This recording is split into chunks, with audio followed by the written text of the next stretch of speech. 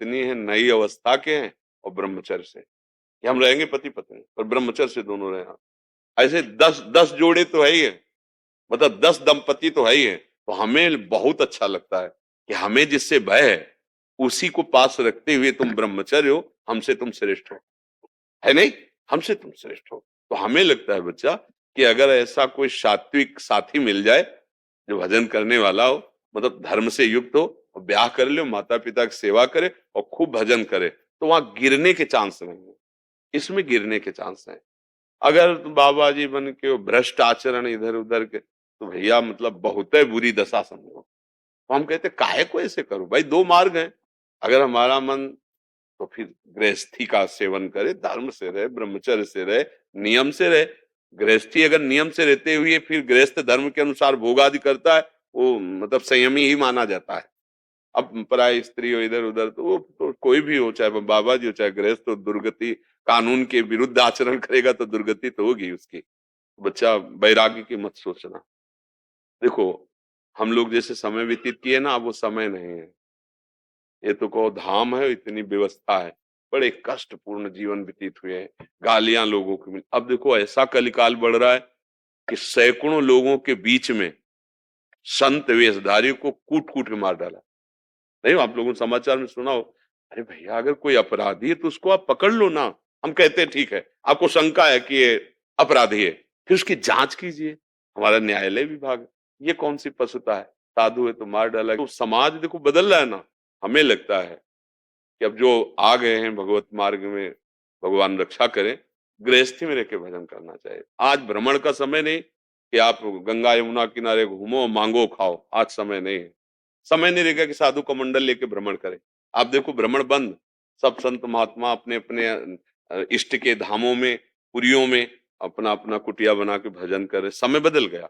नहीं, पहले ऐसा ही था, आज इस वृक्ष के नीचे, कल उस वृक्ष, आज इस गांव में, कल उस गांव में, ऐसे भ्रमण करते। आज समय नहीं है, तो बहुत कठिन है भगवत मार्ग। इसलिए बच्चा ऐसा तो सोचना ही मत।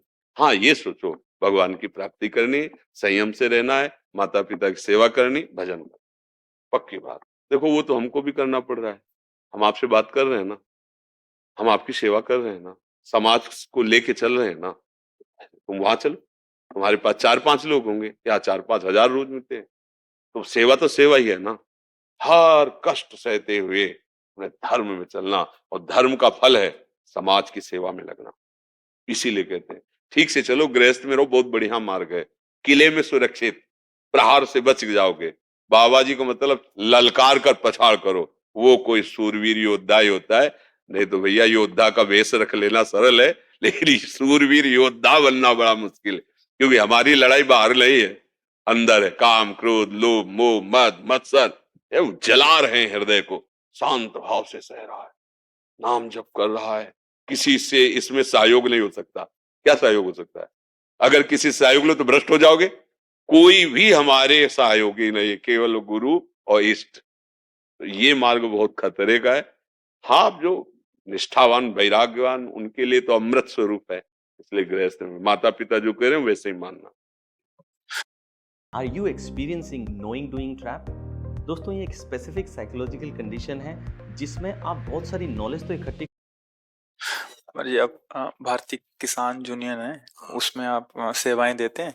तो आप जैसे किसानों के बारे, जब उनकी तकलीफों के बारे में बोलते हैं तो कह रहे आप, इनको बहुत अच्छा लगता है कि मतलब हाँ, आपको ही तो चूंकि है हम जो पैदा हुए किसान के घर में ही है ना, तो वो समस्याएं पढ़ी लिखी नहीं हो तो देखी वही है ना, कि किसानों को जो, और सबका पेट भरने वाला है, चाहे जिस सर्विस में हो, चाहे जिस पद में हो। रुपया थोड़ी खाओगे, खाओगे तो अन्न ही। और वो, और उसकी तरफ देखना अनिवार्य है, हमारी सरकार को भी और अन्य समाज के पदाधिकारियों को भी। पर किसान पद एक ऐसा है कि उस पर प्राय दृष्टि नहीं रहती, क्योंकि वो एक गांव में कोने में बलपूर्वक मेहनत करता है, उसकी फसल नष्ट हो गई, अब बच्चे पढ़ाने, सारी सेवाएं करनी, तो ऐसा संगठन भी करना चाहिए। और वो हमारे गरीब किसानों को, मेहनत करने वाले किसानों को ऐसी कुछ सुविधाएं दे, ऐसा सहयोग दे, जिससे पूरा भारत का, पूरा विश्व, अगर भरण पोषण होता है तो किसान ही माता पिता की तरह कमा करके दे। भाई ठीक है, रुपया मिलता है आपको, लेकिन रुपया थोड़ी खाओगे, खाओगे तो अन्न। तो वो मेहनत कर रहा है, अच्छा, जैसे आप सब नौकरी पेशा वाले तो सबको पैसा मिल रहा है, लेकिन उसकी फसल नष्ट हो गई, पैसा लगाया फसल भी नष्ट, अब क्या रह गया उसके पास? हमने देखा है। और जो उसी में पैदा हुए ना, हाँ, वो उसी में बहुत, मतलब एक तपमय जीवन, एक कष्टमय जीवन, पूरा परिवार बैठा हुआ है, बादल चढ़े हुए हैं, सरसों की फसल पकी खड़ी है, अगर पानी गिरा और सुबह सूर्य की किरण निकली तो सब कलियां फिर और सब सरसों बिखर जाएगी। कोई उपाय, हे भगवान आज की रात तो सुबह हम मेहनत करें, और अगर बरस गया और धूप खिली तो सब, अब उसका क्या होगा? अब उसकी कोई मुआवजा थोड़ी देगा, किसान भोग रहा है। बहुत बहुत ये तो, मतलब इस पर हम एक दो बार, अब जैसे अपने बैल जोतना बंद हो गया, ट्रैक्टर से चल रहा, छोड़ दिए गए। अब जो गौएं दूध नहीं देती, छोड़ दिए गए। अब वो समूह का समूह किसान की फसल को, जैसे, इसीलिए हम कहा कुछ ऐसे संगठन बनने चाहिए जो ऐसे पशु हैं उनको एकत्रित करके उनको भोजन आदि की व्यवस्था। अब इतना किसान थोड़ी धनी है कि वो हर खेत में जाल लगा ले, हर खेत को ऐसे बांध ले।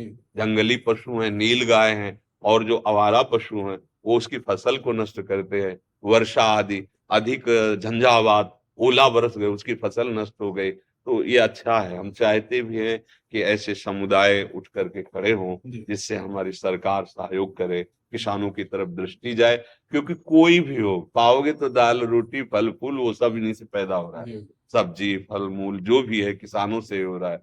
और बहुत कष्ट का जीवन होता है किसान का। मान लो जिनकी जमींदारी, वो बात अलग है कि, लेकिन जिनके 10-5 बीघा खेती में मेहनत कर रहे हैं, परिवार के बच्चे पढ़ाने हैं, ब्याह आदि करना है, बहुत, हमें तो लगता है कि इस पर ध्यान देना चाहिए, क्योंकि ये सबके जीवन का मूल किसान है।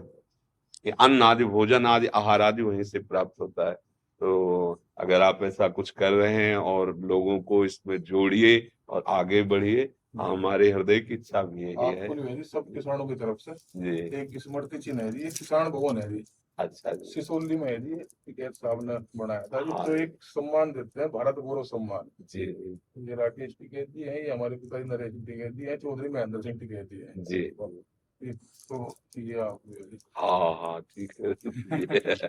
राधा राधा राधा अच्छे जी, राम राम। राधा। किसी महाराज जी ने, महात्मा जी ने किसान की बात तो करी जी, जी ये बहुत बड़ी बात है। किसानों में आपका एक अलग ही पहचान बनी है जी। तो अच्छा, उसका प्रधान कारण है कि हम किसान के घर पैदा हुए हैं, जी तो हमने बचपन से वो बातें देखी है। जी तो जब किसान की बात आती है तो घर की बात हो गई ना हमारे, तो वो बात हमने वो पीड़ा देखी है, वो अपने पूरे परिवार को शोकग्रस्त देखा है कि ओले गिर गए, पूरी फसल गेहूं की गिर सही गई। बात है जी। अब जैसे गलेथ में गेहूं है और पूरा वो गिर गया, अब उसका मरा हुआ दाना होगा, अब दाने में दम नहीं, अब उसको कौन दे? वो हजारों रुपया लगा के सिंचाई किया है, खाद डाला है, और उसके परिवार का पोषण उसी से होता है। उस पर कोई देखने वाला नहीं, उस पर कोई सुनने वाला नहीं। सब जगह सब बातें हो रही, पर उस पर भी तो नजर करो। हमारे देश का पोषण करने वाला के भले सब लगे हैं, सबके अंगों में पुष्टता, उसे रोटी दाल और अन्न से सब्जियां जितनी उत्पन्न होती है वो सब किसान के खेत में होती है। तो ऐसे संगठन मिलकर के उनको सहयोग करें। सबसे बड़ा सहयोग होता है वाणी का। पहला कि अगर हमारे साथ 10 लोग खड़े हैं तो हम हर विपत्ति से निपट सकते हैं। दूसरा सहयोग होता है आर्थिक, धन का। तो हमें लगता है वाणी और धन दोनों का सहयोग अगर किसानों को मिले तो ये किसान हमारे देश को समृद्ध बना सकते हैं। तो अब मूल देखना चाहिए कि मूल कौन है। हमारे शरीर का मूल आहार है, आहार का मूल कौन है? किसान है। तो किसानों का जो मतलब अपमान करते हैं या किसानों की अवहेलना करते हैं, अनादर करते हैं, तो उनको समझना चाहिए मानो माँ का अनादर करते हैं। जैसे माँ दूध पिला करके और हमें पवा कर मजबूत करती है, ऐसे किसान भाई हैं, सुंदर चावल प्रकट करते, गेहूं प्रकट, अन्न प्रकट करते हैं, और बाजार में मान लो पहुंचा तो भले तुम अर्थ देते हो, अर्थ से उनका परिवार पोषण होगा, लेकिन तुम्हारा उधर पोषण अन्न से हो रहा है, तो सम्मान देना चाहिए, सुविधा देना चाहिए, और उनकी रक्षा भी करनी चाहिए। और बौद्धिक स्तर से भी आप लोग भी बौद्धिक स्तर इतना फैलाइए कि किसान इतना सोच का निगेटिव ना हो जाए कि वो अपनी हानि सोच ले। ऐसा नहीं, उसको लगना चाहिए कि अगर हम आपके पास जाएंगे ना तो आप आर्थिक सहयोग भी करेंगे, वचन का भी सहयोग करेंगे। तो ऐसा होना चाहिए। जो गरीब गांव के किसान जन हैं, गांव गांव जाकर के उनकी बौद्धिक विस्तार की बात, उनकी बुद्धि विकास की बात, फसल और अच्छी कैसे उपजे, सरकारी सहयोग कैसे उसको मिले, उसकी फसल अच्छे दामों में कैसे बिके, क्या उपाय करना, इन सब बातों पर ध्यान देकर एक समाज संगठित की जाए या जो समाज संगठित है उसका सहयोग किया जाए।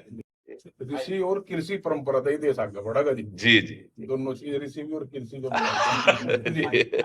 राम राम। धन्यवाद। Have you ever wished that you didn't have to beg other people for money? Have you ever felt कि